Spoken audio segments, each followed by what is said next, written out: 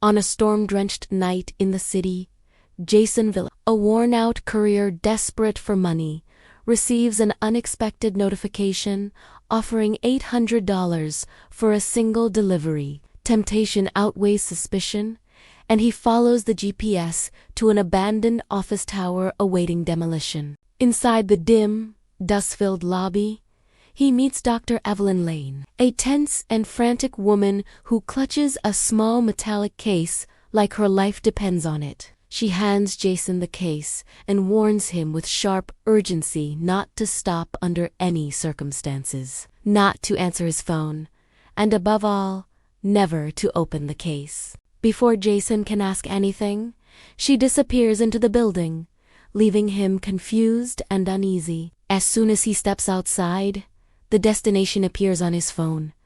The Garvin Street tunnels, a notorious underground location long closed to the public. Jason begins riding through the rain, but within minutes, he realizes a black SUV is tailing him aggressively. The SUV speeds up, swerves dangerously close, and appears determined to ram him off the road. Suddenly, his phone rings from an unknown number. A cold voice tells him to pull over and hand over the case for his safety. But when Jason yells back, asking why they're trying to kill him, the voice replies chillingly, "Because you didn't stop when we asked," before hanging up. A high-speed chase erupts through slick alleyways until Jason's bike chain snaps, sending him crashing to the pavement. Limping, injured, and panicked, he hides inside a darkened laundromat. While catching his breath, he receives another message ordering him to open the case. Now, horrified, he deduces someone is tracking him. He discovers a tiny tracker embedded in the case's handle, rips it out, and tosses it into a dryer that begins to spin loudly. Moments later, the SUV screeches outside and masked men enter the laundromat with flashlights, sweeping every corner as Jason hides behind old washing machines. After a tense search, they leave. Jason escapes through the back and heads toward the dark, echoing Garvin Street tunnels on foot, gripping the mysterious case tightly. Inside the cold, dripping tunnels, Jason eventually arrives at a dim platform, illuminated by a flickering lamp. There, he encounters Agent Marcus Corin, a stern government figure who immediately demands to know why Jason is alone and where Dr. Lane has gone. Jason,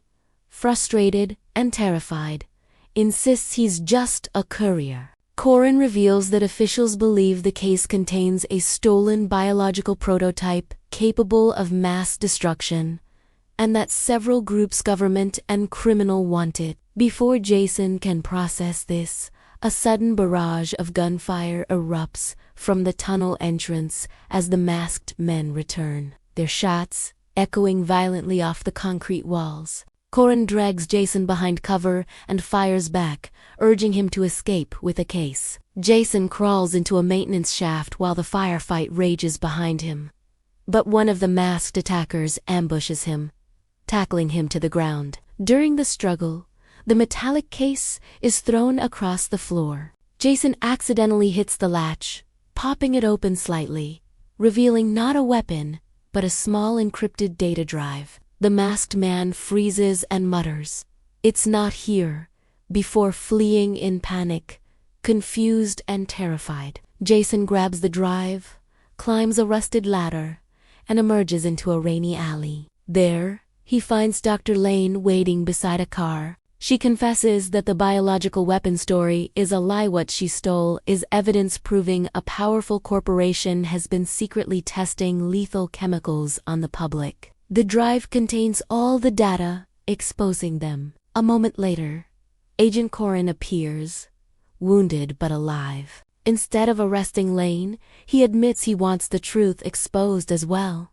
explaining that the masked men are mercenaries, hired to retrieve the drive before it becomes public. Jason is shaken, overwhelmed by the night's chaos. But Corin tells him he now has a choice: hand over the drive and forget everything, or help reveal the truth and risk his life. After a long trembling breath, Jason chooses to help, realizing this is his chance to make a real difference. The three get into the car and disappear into the stormy night, united by a dangerous mission, knowing the corporation will soon come after them, that the fight has only just begun.